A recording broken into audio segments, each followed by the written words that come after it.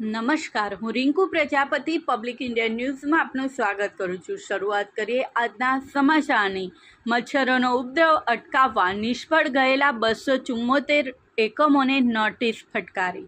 રાજ્યમાં ચાંદીપુરા બીમારીએ હાહાકાર મચાવે છે ત્યારે આરોગ્ય વિભાગ હરકતમાં આવી ગયું હોય તેમ મેલેરિયા, ડેન્ગ્યુ સહિત મચ્છરજન્ય બીમારી નાબૂદી માટે રીતસરના ધમપછાડા શરૂ કરી દીધા છે।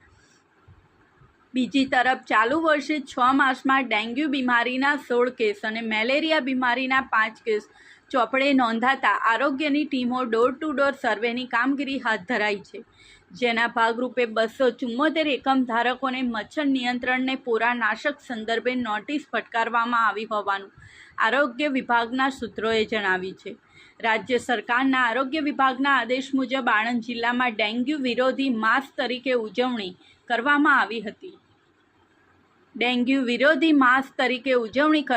હતી। જેના ભાગરૂપે આણંદ જિલ્લામાં 54 પ્રાથમિક આરોગ્ય કેન્દ્ર અને 8 અર્બન હેલ્થ સેન્ટરના સમગ્ર વિસ્તારમાં બીમારીઓની નાબૂદી અર્થે 450 ટીમોએ ડોર ટુ ડોર સર્વેની કામગીરી હાથ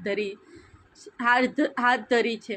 સર્વે દરમિયાન 1400થી વધુ શાળા કોલેજો, 330થી વધુ ફેક્ટરીઓ, 900થી વધુ ધાર્મિક સ્થળો, 300થી વધુ સરકારી કચેરીઓ, 725 વધુ દવાખાના હોસ્પિટલો અને 255થી વધુ પોલીસ સ્ટેશન, બસ સ્ટેશન અને રેલવે સ્ટેશન તેમજ 1040થી વધુ બાંધકામ સ્થળોની સર્વેની કામગીરી હાથ ધરાઈ હતી, જેમાં 11,420 સ્થળોએ પોરાનાશક પાત્રો દૂર કર્યા તેમજ 41,602 દર્દીઓના લોહીના નમૂના લેવામાં આવ્યા હતા। આમ આણંદ શહેર, પેટલાદ, બોરસદ, સુણાવ, બાંધણી, દહેવાણ, ચીખોદરા, રાજુપુરા, અડાસમાંથી 6 માસમાં 16 ડેન્ગ્યુના કેસ મળી આવ્યા હોવાનું જણાવ્યું હતું।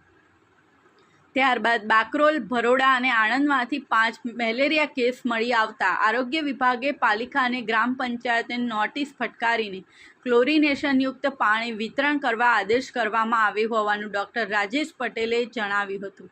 આ સાથે આજના સમાચારને અહીં સમાપ્ત કરીએ છીએ।